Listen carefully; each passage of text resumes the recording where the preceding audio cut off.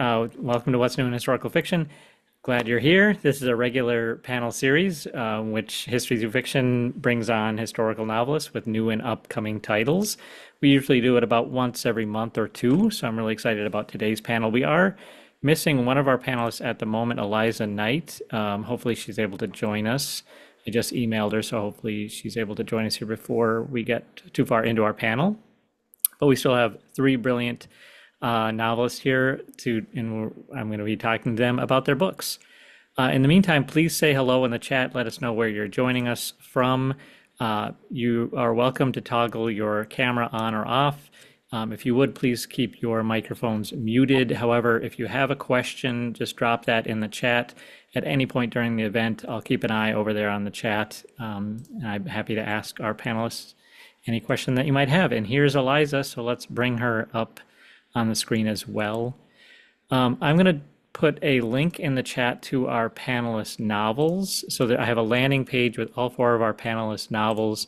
If at any point you want to learn more about their books, you can head over there, and that will give you the cover image, the synopsis, and there's a link to bookshop.org because we want to support bookshop.org because they give money back to independent booksellers.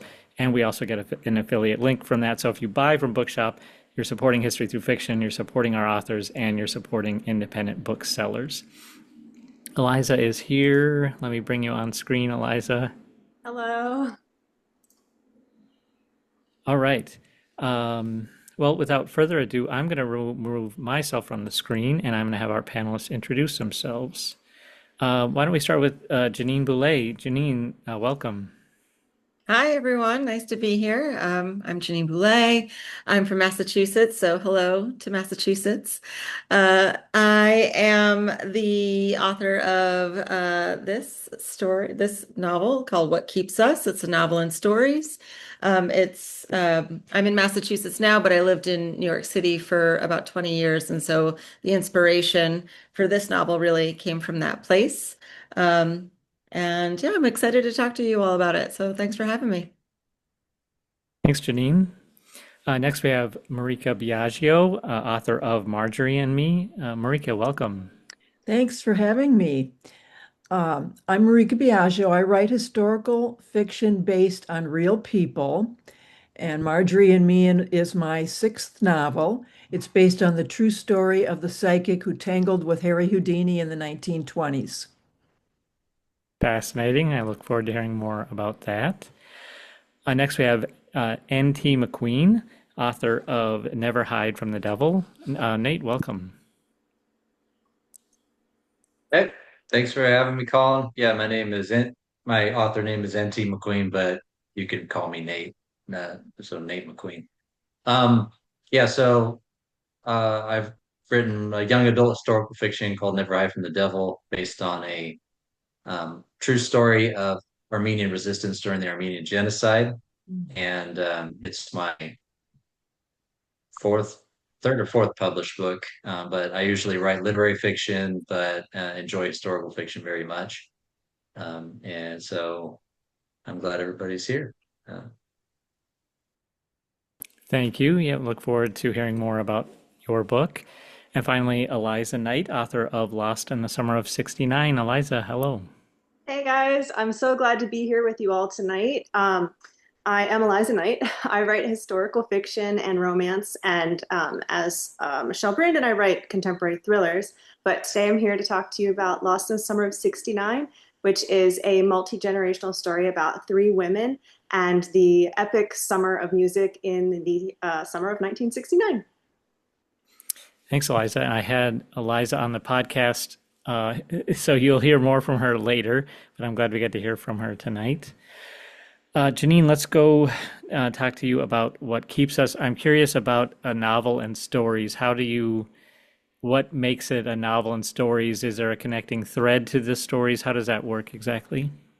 Yeah, you could call it a novel and stories. Some people will also call it link story collection. It's, this, um, novel and stories is set across 150 years of New York City history. So the first story is set in, around 1860, and it goes all the way up until 2020.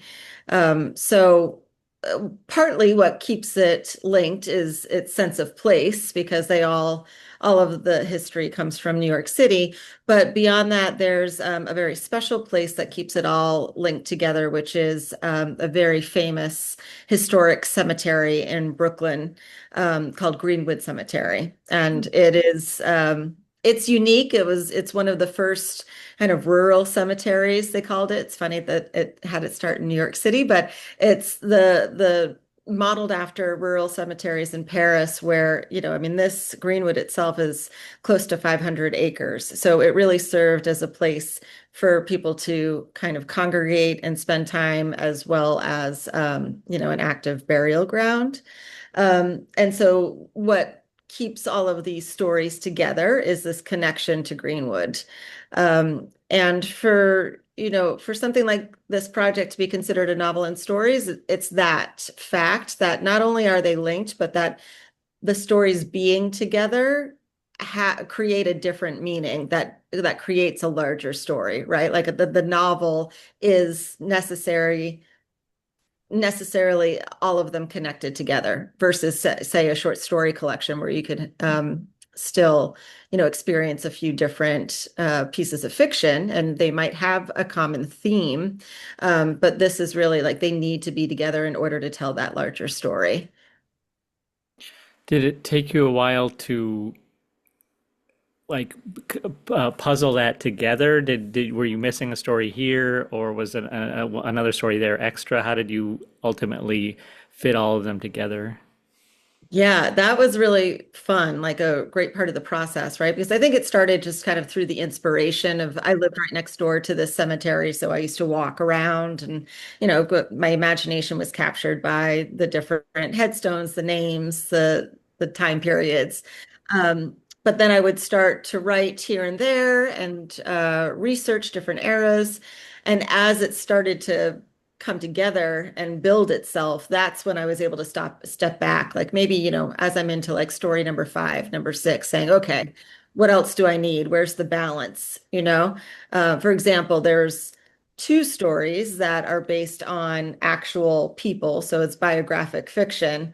Well, I only one of them came to me at first. And then as I'm getting into the project, I'm thinking, I need another one. Like I need to be able to, I need a reader to be able to go to Greenwood Cemetery and visit not just one space, but another one, right? Or I see this representation of these perspectives, and I need this other perspective or this other event from New York City history or something like that in order to balance it all out. So absolutely, the answer is that's what's fun about this project, is like kind of putting them all together. And building it out. And that the other piece of it that was really a lot of fun was figuring out how to sequence them, because I really intentionally did not want them to be chronological. And so then it became a fun puzzle. So who should sit next to each other in the pages, right? Like how do the stories speak to each other? I don't want to create a sense of whiplash for a reader. So how do I put these different time periods next to each other in a way that, again, the juxtaposition creates meaning, and it's a smooth ride for the reader as well. All of that I think is like bringing it together so that it's the novel and stories piece. Yeah, well, it definitely sounds like a fun challenge, and I guess you'll know, you got it right when readers are responding positively to that. Yeah. And also it was fun when you're laying out all of your cards across the floor, and you're moving things around. Uh-huh. It's like really feels like playing some Tetris. Marika, let's talk about Marjorie Crandon. I've never heard of her. You've written a novel about her and her work with Houdini. Tell us about Marjorie and what inspired you to write a story about her. Well, I always am on the lookout for interesting people in history. And I mean, I'm more interested in the unusual and lost to history than the rich and famous. So I happened to find my subjects in various ways. Marjorie Crandon I found through a nonfiction book called The Witch of Lime Street, which is what some people called her. And it talks about the spiritualism craze of the 1920s, but it's mostly tells the story of Marjorie. And once I read about her, I was completely hooked on this story because she really was a fascinating person and became quite well known in the 1920s and into the 1930s. And she lived in Boston, but she became quite famous not only in the United States, but in Europe as well, particularly in England. And when did you know she was the next subject for your next novel? I imagine you come across a lot of interesting history as you're reading nonfiction books. Did you have to do a little extra research, or was it the first time you saw her name, you knew that was it? Yeah, as soon as I read about her in the Witch of Lime Street, I decided that this story was too good to pass up. And I did find some other sources about her. There were a couple of other nonfiction books that were written in decades after her period of fame. So I used those as well. But The Witch of Lime Street was my primary source. And actually, there has been quite there between that book and the other nonfiction books that I found, there was quite a bit out there about her, although she's largely forgotten today, which made her, for me, an ideal subject for a novel because it's kind of like resurrecting her, bringing her back to life and back to people's attention. So, Nate, yours is also a topic that, well, in this case, I'm aware of, but I don't really know much about. You write about the Armenian genocide. Tell us, well, give us a little context to understand what was happening in the world at that time and how this took place, and also why you decided to write a novel about it.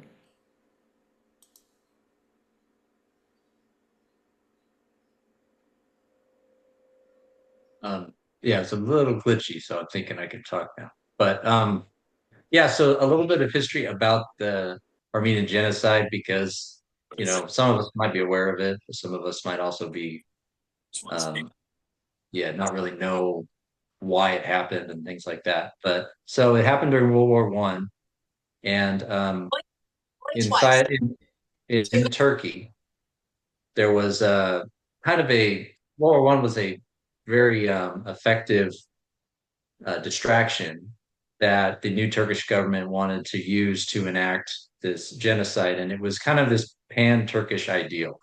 They wanted to basically cleanse Turkey, cleanse it of any non-Turkish, non-Muslim people groups. And the Armenians were the ones that had been kind of the target of that for even prior to World War One happening. And so when World War One happened, the Young Turks or the CUP, which was the government at the time, they systematically started depriving Armenians of rights and eventually enacted this action plan to take care of the Armenian question, which if you know anything about World War II, there's the Jewish question. It's the same question that's trying to be answered. So uh, they kind of they went about doing it in this very kind of brutal manner, and it started about 1915 in the spring of 1915, and so it was kind of just kind of a nationalistic type of thing that is why the Turks did this in the first place.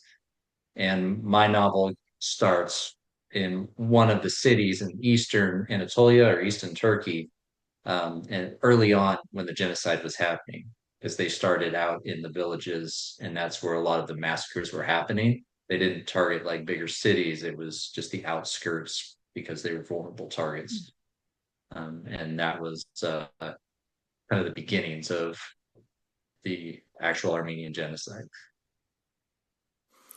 And what about this history inspired you to take the time to do all that research and say, yes, this is the story I want to tell? Well, One was the fact that I didn't know about it until I was in my 30s when I became friends with an Armenian family. And so I didn't know anything about it, and they mentioned it to me and mentioned the genocide. And I was like, "What are you talking about? What, World War II?" And they said, "No." And they were like, "No, the Armenian genocide." And so they kind of educated me on the existence of this genocide, and that was something that I found, profoundly distressing that I had not heard about this until I was in my 30s. I didn't hear about it in high school. I didn't hear about it in college. I didn't hear about it at all. And its inspiration for Hitler was also something that was never addressed either.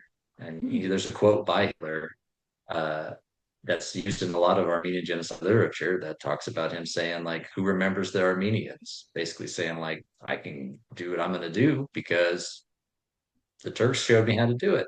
I'm just going to do it better because I'm going to put in some German industrialization and organization to it. So always wanted to write a story about the Armenian genocide, but I'm an Odar, non-Armenian.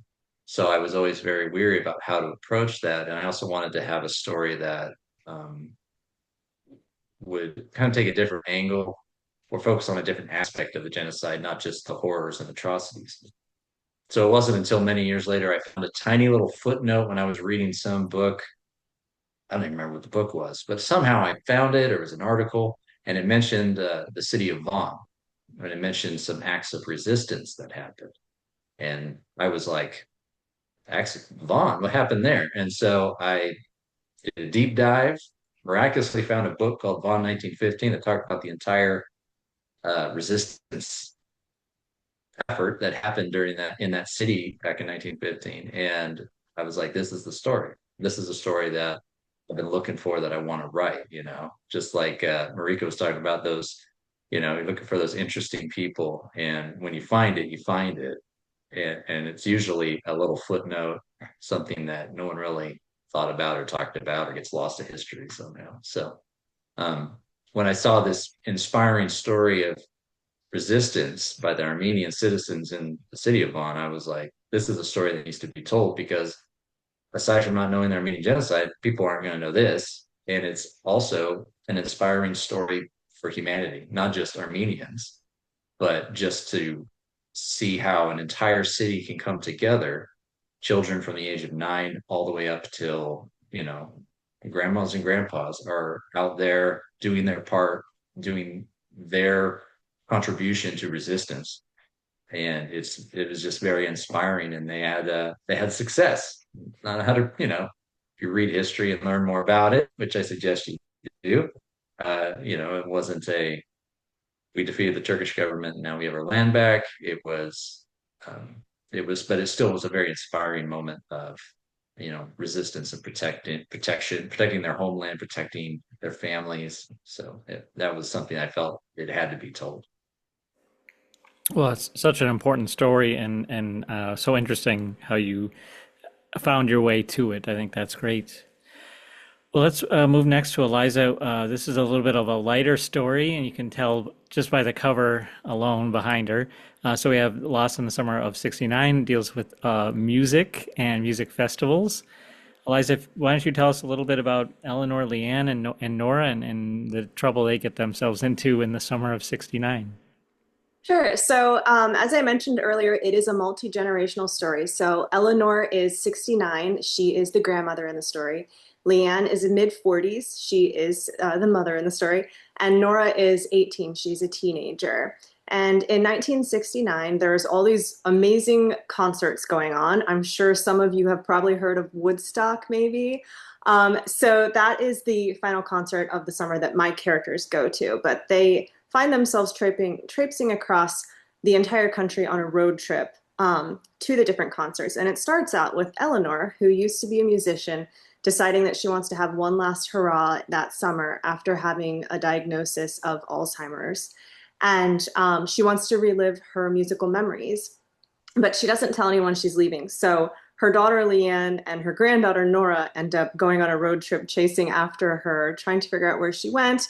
And they end up hearing her on the radio and just kind of being one step behind at each of the concerts they arrive at. So it is a fun, kind of quirky novel. It's a heartwarming novel. It's a mother-daughter story, women bonding, and also about figuring out who you are and what you want out of life, all while kind of also dealing with some of the heavier issues with dementia and Alzheimer's. Well, and as I've kind of asked our other authors here, what led you to that story? Why, what inspired you to write it? So there's a lot of little things that came together that made me want to write the story. For one thing, um, I have dealt with Alzheimer's and dementia in my own life with different family members and a friend of mine. And so I felt like we needed a heroine going through cognitive decline that had her own personal story. I feel like that's not, something that a protagonist in fiction is ever, having or portrayed as. It's normally like a sidekick or, a family member or something. And I really wanted to approach it from first a character's point of view versus, just on the side. So there was that. I wanted to give Eleanor some autonomy. And also, I have always loved mother-daughter stories. I love bonding stories. And I love how women lift each other up. And there's something about, generational inheritance, what we learn from the women in our family and what we pass down. So I wanted to explore those theories as well. And the 60s, I love the 60s. My book last year, Confessions of a Grammar Queen, was also in the 60s. And I'm a huge fan of 60s music. So it just kind of all pulled together and made sense in my brain as like all the little pieces were coming together. Do you have a favorite oldie station on iHeartRadio or anything like that? I just make my own playlists on Spotify. When Hmm. I was a teenager, I used to listen to it was called the Oldies Station. And it was in DC. I don't remember like which number it was. Hmm. But that was what I had on in the car like every day to school. And I grew up listening to the music. My dad loved that kind of music too. So I have my own playlists on Spotify. I named one Lost in the Summer of '69, and it actually has the cover of the book. So if people want to go jam out to some '60s music or music that inspired the book, it's Oh, all there. nice. Is that on your website? It might be. It's definitely a link in the book too. But if you go to Okay. Spotify and you just type in Lost in the Summer of '69, it'll pop up. Oh, that's great. If anyone Yeah, reading the novel can follow along with the music. yeah. Well, I've got plenty more questions for our panelists. I see Lou posted a link to that landing page. So now that you've heard about these books, if you want to go there and check out more about them, you can there. If anyone in our audience has a question at any point, just post them in the chat. Janine, I want to ask you about the breadth of research for your novel and stories because you cover many time periods and it's more than one story. You're doing multiple stories. How hard was it to shift and go to research for each different story? Yeah, I don't know if hard is the word. It took time. It took a long time for me to put this whole collection together. Um, but it was that was another really fun piece of working on it because I would just kind of get drawn into a certain time period, and then I always say that the research kind of led me, it like pulls me along for the story as well. So, you know, the first one of the first characters I found was doing research about New York City, and she, was an actress in the 1860s. Her name's Maggie Mitchell, and she ends up.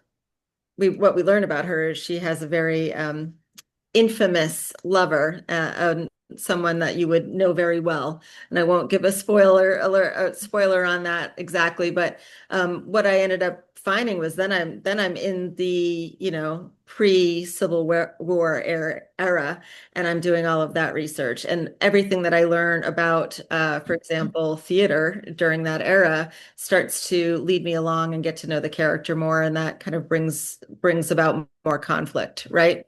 And I think that's how it was for each piece because, there's, getting to know what the Great Depression was like in New York, and then finding out that there was a Broadway musical um, that that was created by garment factory workers in New York City. These women that worked in the garment factories ended up making a musical called Pins and Needles. And so like that, it's like the research then becomes the backdrop. And so it took a long time, but it was, I just kind of became submerged in it.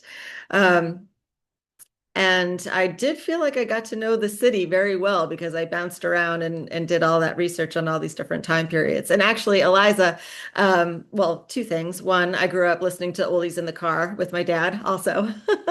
And I explored that putting a Spotify list together. So it's also got the book cover of What Keeps Us. And because there is, look, I just mentioned, theater in New York and a Broadway musical, and I'll say there's lots of music and theater throughout this whole book, and so there's lots of soundtracks that are on that Spotify playlist too. So really becoming like submersed in all aspects of the different time periods that I was researching, from music to the facts to the different characters that I would find that were historically relevant or just, just emblematic of the time period. Did you have any challenges with language and trying to capture the way people spoke in different time periods? That's an interesting one. I think anyone that's writing historical fiction probably comes across that at some point or another. Because for me, I want it to sound authentic, but I am writing for contemporary readers, and I'm a contemporary writer. So I want it to be as natural sounding for a contemporary reader and not just um, not have like kind of a tinniness to language that would only be used at that time and not fit for the conversations that we're having now. So I was careful to kind of just pick out a word here or a phrase there to use, but mostly I think readers would say that you could take the dialogue out of any of the stories, no matter what time period it's set in, and imagine it happening even now. Yes, I think that's a good way to put it. Lou asks a very interesting question is how did you pick your subjects? Were they names that you found in the cemetery? Some. So one was so the Greenwood does tours, which is like really fun. They have these kind of like 19th century style trolleys. So you can take a tour around Greenwood. And so like that actress that I mentioned, Maggie Mitchell, she was a stop on the tour. So that's where I first found her. And then another one, just walking through, there was a name that called to me. Um, and then through research, I then started to look at like, okay, who were some people that were actually buried at Greenwood that I would want to write about? So there's some of those choices.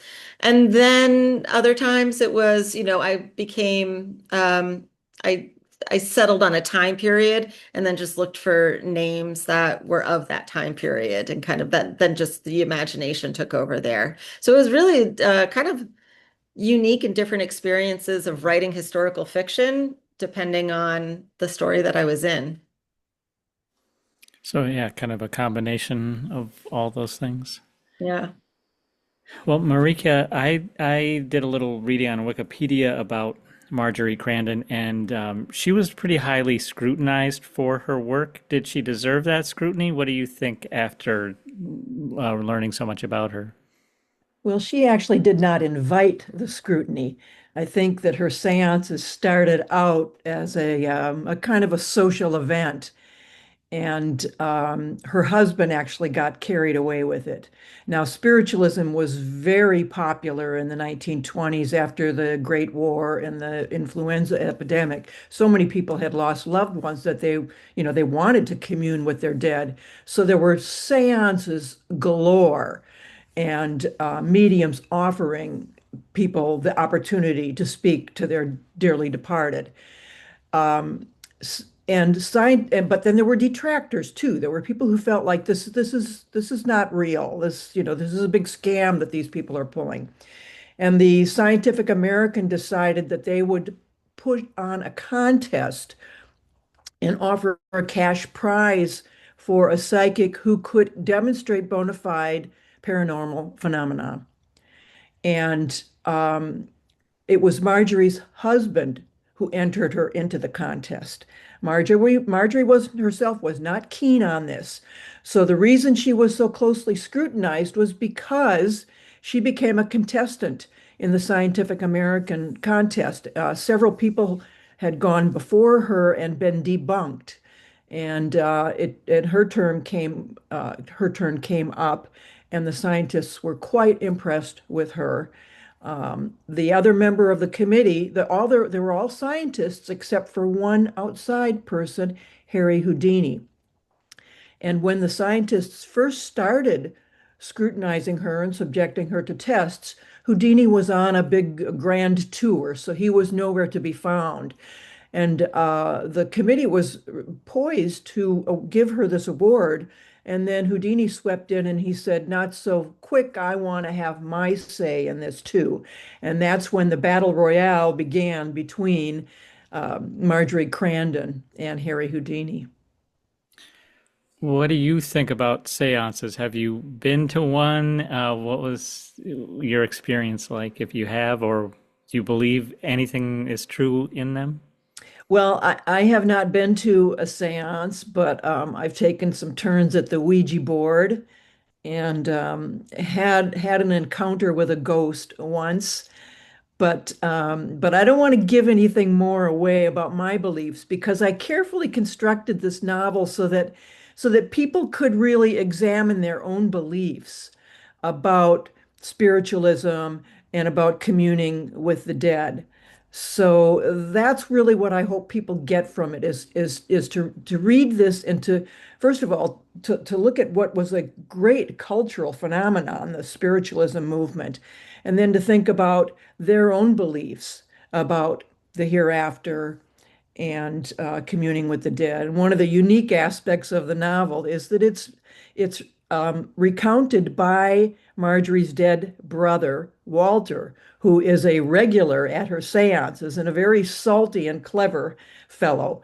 And so he's quite entertaining. And that also, I think, raises questions for the readers. How is this working? How is this person who's dead telling this story? Well, how fun as the author you get to kind of decide that. Yeah, it was great fun writing from his point of view. Nate, I want to ask you about your main character, Surian. Is it Surin Simeon? Can you say it for me? Yeah. It's not like me trying to pronounce these Armenian names and words. Surin. Surin Soren. Simonian. Uh, so how did you choose him as your vessel to tell this story? What does he go through, and how does he help you share this history in a meaningful way? He goes through a lot, but I so I guess it kind of came down to audience for me when I was trying to make the craft decisions on writing the novel. I initially had two openings, and luckily I have well, at the time when when I wrote the two drafts, I had a 16-year-old and like a 14-year-old at home, so I had some beta readers I could give it to, and one was from like an old Surin telling his grandson, so it would be a much more reflective type of book. The other one was what it ended up being, which was first person present tense from the perspective of a 14-year-old Armenian boy. And they unanimously liked the first person present tense, and I think it was the right choice. And I wanted to tell the story from a 14-year-old perspective because I wanted to write a book because in education you never hear about the Armenian genocide. I wanted to write a book that had the potential to be put in curriculum, whether it's for an ELA class or a social studies course or something like that, something that would be um, ideal for the classroom. And as an educator, that was something that was really important to me. So I wanted to write a more teen, young adult book that could kind of have enough complexity for, juniors and seniors in high school while also being something that maybe middle school kids could engage with as well on a certain level. And so I chose Surin so that they have somebody they can identify with as readers for that age group. And not only that, but a lot of the characters are, anywhere from 12 to like 15, 16 years old. So that was intentional just to try to get kids reading again and to learn about it because most books that you find on the Armenian genocide are either scholarly, which are great for information, but after a while you kind of glaze over because it's very boring. It's not really a narrative. So I wanted to have a book that kind of flipped along really quick, had strong pacing, so it reached that audience. And so something else that was really appealing to me was, as a 14-year-old, I mean, I was a 14-year-old boy once a long time ago. You're talking about the oldies station that you listen to and stuff. And now I'm like, Third Eye Blind is on the oldies station. I was in eighth grade when that came out and it was new, so now the oldies is kind of depressing.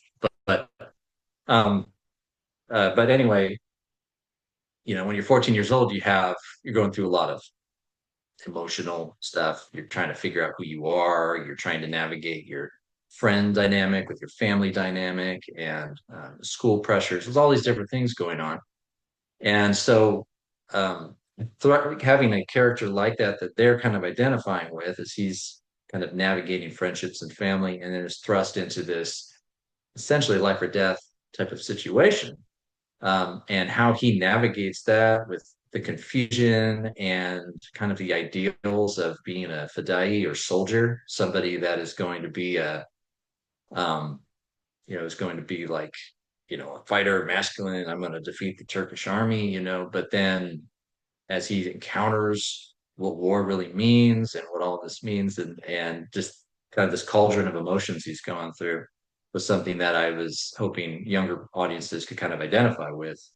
And so that's why Surin is kind of the ideal perspective to do it. So my daughter actually asked me this. She was like, were there other characters you thought about that to hear their perspective? Because he has sisters, he has friends, he has a Turkish best friend, and his mom and dad. And I was like, that would be really cool. But maybe Janine could jump on that bandwagon because she wrote from a lot of different perspectives in her book. But so I'm like, I think Surin, I'll stick with Surin just because it was hard to write. So yeah, so that was why I made the choice to write it from that perspective, from that tense and that age group, and it was all kind of a more of an audience-based decision.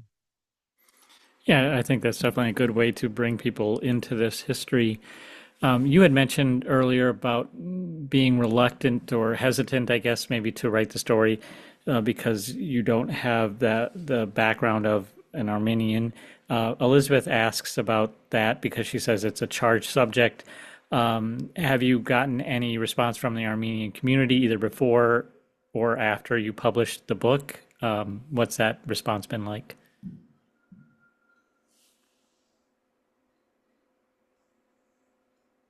It's actually fantastic. So I took about a year before I even started writing the draft because I needed to do this right. When you're writing somebody else's history, especially something that is as fresh today as it was, in 1915, I wanted to make sure that I did it right and didn't just kind of think like, oh, I think this is how they would feel, or I think that this happened. I didn't want to do it at a surface level. So most of my research, aside from reading books and articles and watching documentaries, was talking with Armenian authors, Armenian scholars. Um, I must have talked with quite a few of them. I'd have Zoom conversations, I'd have phone conversations, and they usually ask me all the same question: Why do you want to write this? Kind of like, why are you weird? Why do you want to write this? And I would tell them what I just told everybody here, and they were actually very honored that I wanted to tell the story and were excited that someone that was non-Armenian actually wanted to write it because there's only a few books out there that are for like any age group really that are written by non-Armenians. I could think of Franz Werfel wrote the 40 Days of Musadai, which was written maybe 5, 10 years after Armenian genocide, and it's a big book, you know.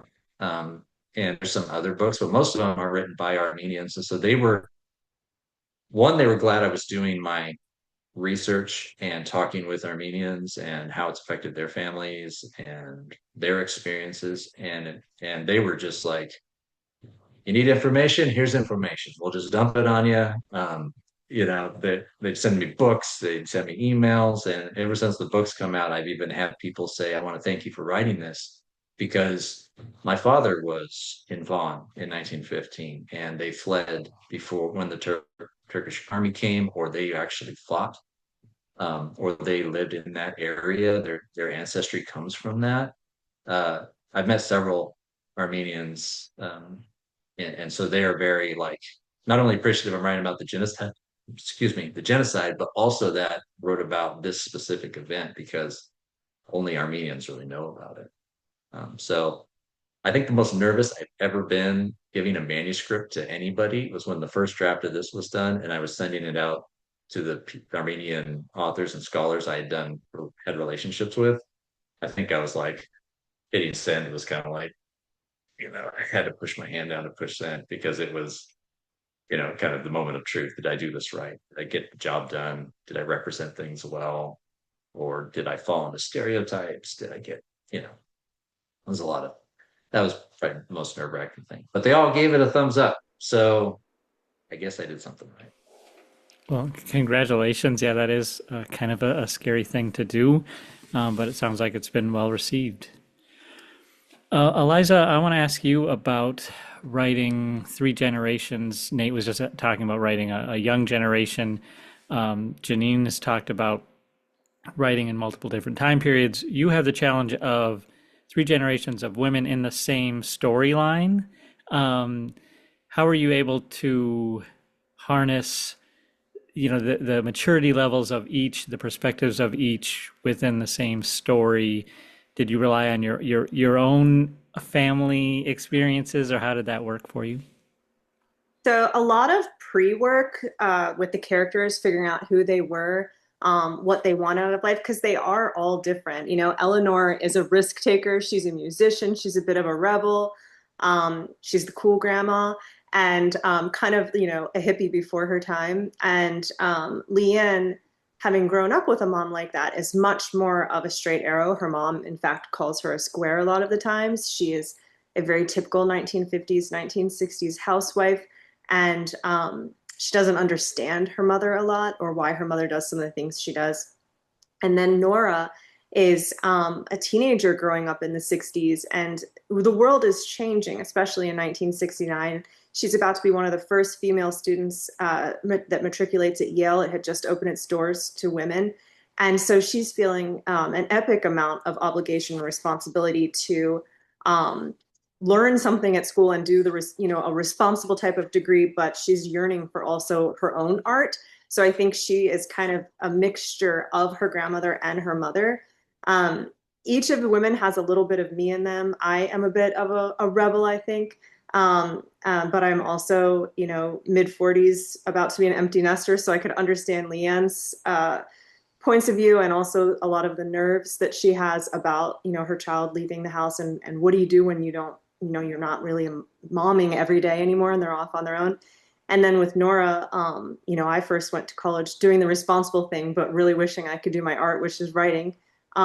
So I think each of the characters had a little piece of me in them, but in making sure that they were all different, that can be very difficult, especially when you're dealing with three characters of the same family and they're all women.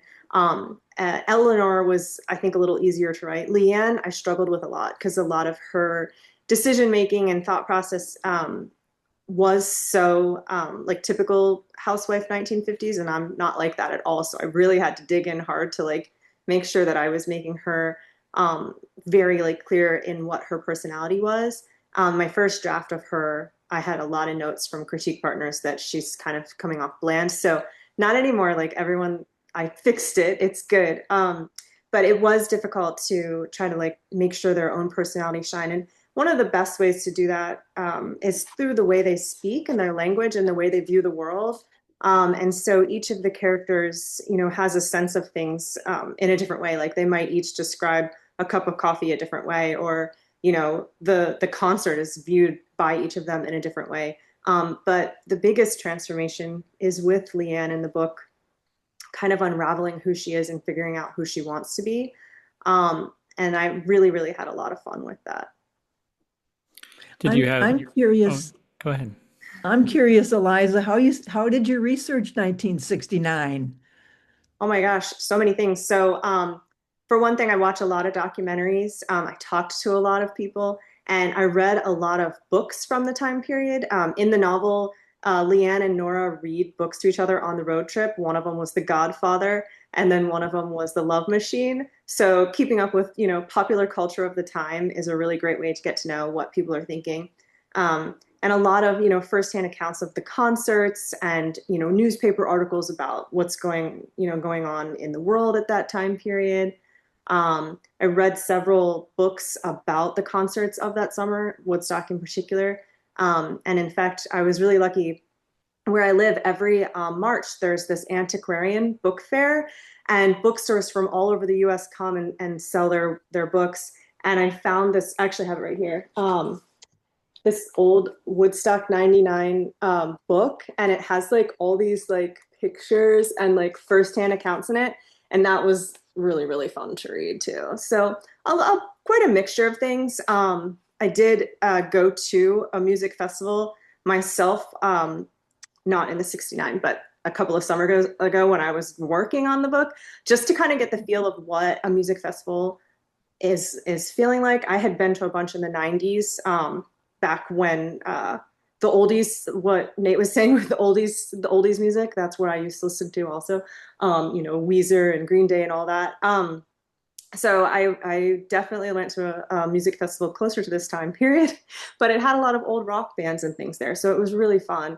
And just studying the music and popular culture, I think really gets like the flavor of that time. And I studied, so for instance, they're going on a road trip. So what do the hotels look like? What were the menus like? Where would they stop? There's no GPS or anything like that.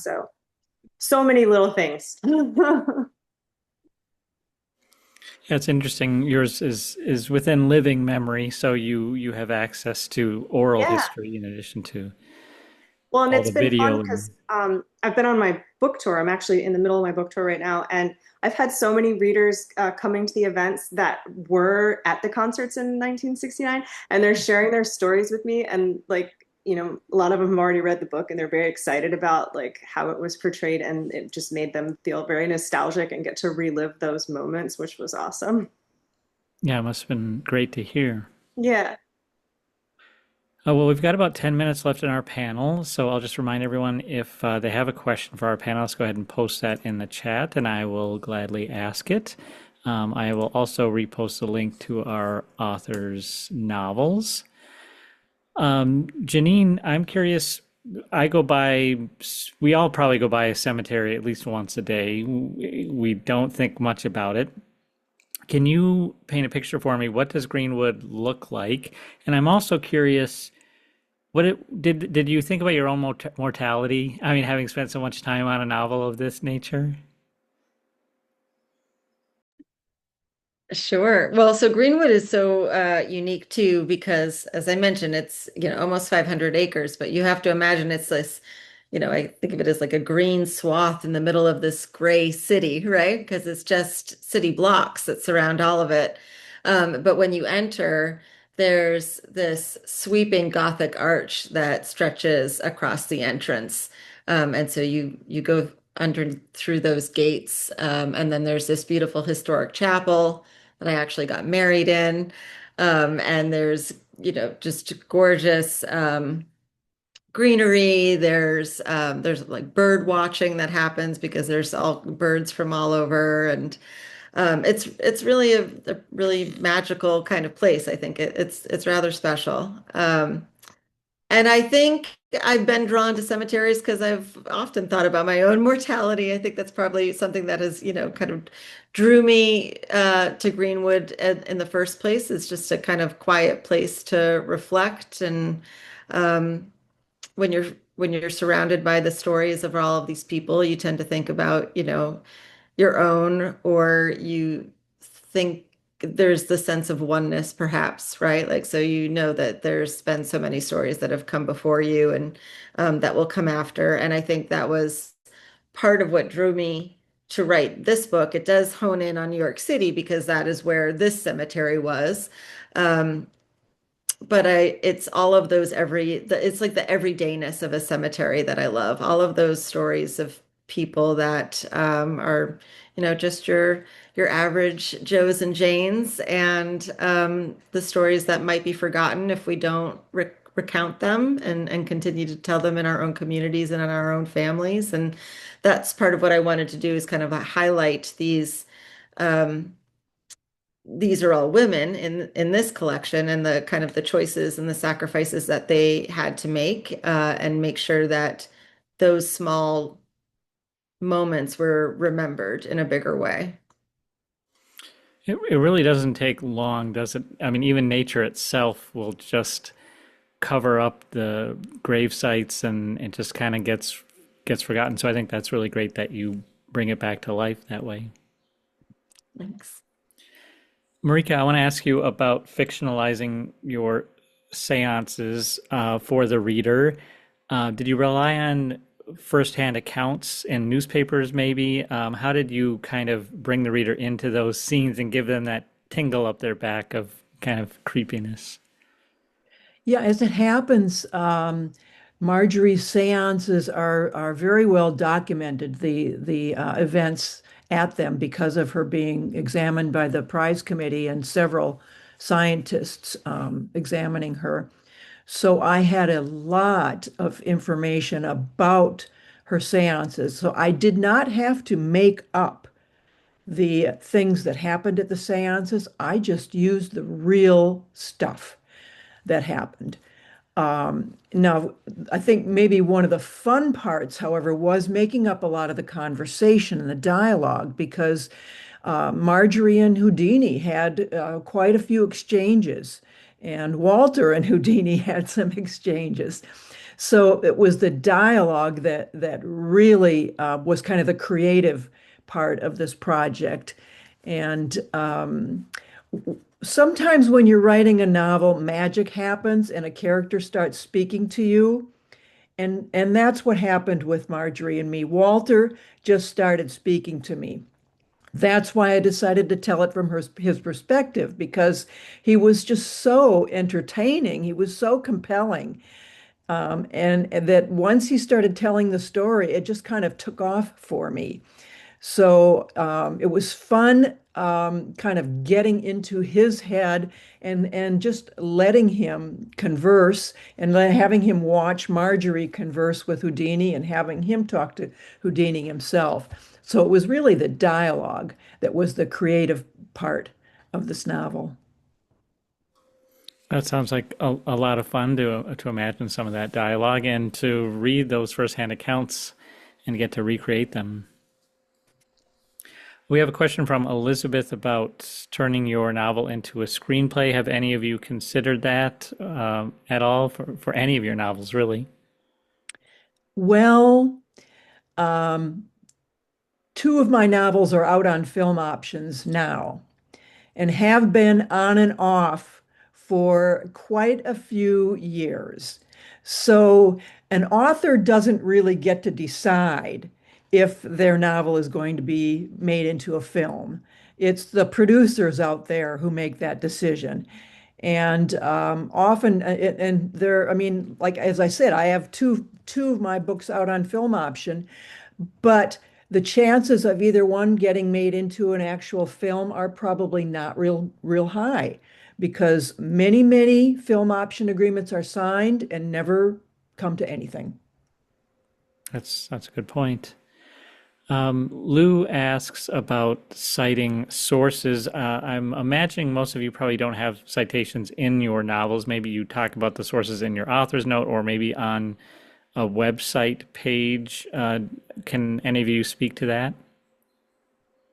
I I always guess talk about it in my so. author's note, and then for my past biographical fiction, I always put in a reference reading list if anybody wants to read some of the nonfiction that I read for research. Yeah, ditto to what Eliza Ditto. said. I have a I have like a further reading. So basically all the books I used are any films, documentaries, things like that. Even even fiction too. You know, and just like those nonfiction books, a couple of you mentioned, that can really be helpful for an author who picks up your novel and then can find those sources and start to look into it for themselves. Finally, we have a question from Christina. Okay, well, another one popped in. Christina asks, how long did these books take to come from the first peak interest to finished manuscript? I imagine all of you have very different answers. So just very briefly, we'll start with Janine. How long for you? Yeah, I say from conception to completion, it was 12 years. Wow, But that, that was juggling, getting married, having kids, building a career and keeping at it all along. sure. Marika, how about you? About 5 years for Marjorie and me. The fastest I've written a novel is about a year and a half, and the longest I've taken is about 6 years. Okay. Nate? About a year of research, and then maybe actually wrote a book in about maybe 8 months. So I actually wrote the novel pretty quick. It was all the research that Sure. was quite extensive. And Eliza, we also have a question for you. If you could answer how long it took you, and then also someone wants to know if you read Kissing the Sky. Yeah. So my book took about a year to write, and then it was probably a year of edits with my publisher. It was due a year before it came out, and there was some intense editing. I did read Kissing the Sky because I interviewed her for my podcast. So Lisa Patton was on my podcast a few months ago. It's a good book. I'm excited about Woodstock Revival. Another friend of mine, my agency sister, Renee Rosen, has a Woodstock book coming out next year. So if you guys like Woodstock, there's going to be like a lot of them. Awesome. All right, well, this has gone quick, but this has been a really fun panel. I'm glad I could have each of our panelists on. I always like to end these by asking why historical fiction? What's the value of taking this history and fictionalizing it? I want to start, I guess, with Nate, because you said you did a year of research. You have a very heavy topic, but you decided to share it through fiction. What's the value of historical fiction? I think it's basically to tell a story, not necessarily to give information. Those are two very different things. So historical fiction is a way to either introduce somebody into a certain era, a certain person, certain historical event, and create it in a narrative format that has characters and drama and engagement and development, complexity. So I think that's why it differs so much from nonfiction in a positive way. Liza, how about you? Why did you decide to tell this story of music festivals with fiction? I wanted to entertain first and foremost. That's why I love to write fiction. I think it's a great form of entertainment. It's a form of time travel. We all get to read these different stories and travel back to a different time and place and experience another world or another time in history and another person's life. It's awesome that we can do that. So for me, it's mostly about like entertainment and bringing history to life. I loved writing this one in particular because I wanted to be able to give some nostalgia to people who have either, lived through the 60s, or for people who know people that lived through the 60s and they want to see it for themselves. And mostly just for myself, for fun. We write first and foremost for ourselves. If we're not passionate about what we're writing and entertained by it ourselves, then our readers won't be either. So that's how it starts. That's a good point. Janine, how about you? What's the value of historical fiction? I think we see ourselves in the stories that we read and in the stories of the past. And so I like kind of exploring these different time periods and knowing how similar we all still are in so many ways. And I'm, of course, an educator. So, I think I just love learning while I'm reading and writing. Yeah. And finally, Marika, what's the value of historical fiction from your perspective? Well, I really love immersing in another time period. And I think readers do too. And I think story is paramount and you do want to entertain. But one of the things that I like to do while I'm writing is think about resonances with contemporary times and bringing in themes that can help people reflect on issues that may be common across the time period I'm writing about and the contemporary period. Yeah, so we often find that the history is all too relevant, and it's important to be reminded so we can learn from those experiences. Well, thanks again to our panelists. Thanks to our audience. If you want to support these authors, please pick up a copy of their book. If you can't do that, get it from your library, request it from your library, post about it on social media, let everybody know about these important stories and about the work of our authors. I'm really glad that all of you could be here for What's New in Historical Fiction. Our next panel is going to be in late August. So if you follow History Through Fiction on Eventbrite, you'll get a notification when that next panel is open for registration. But thanks again, everyone, and have a wonderful evening.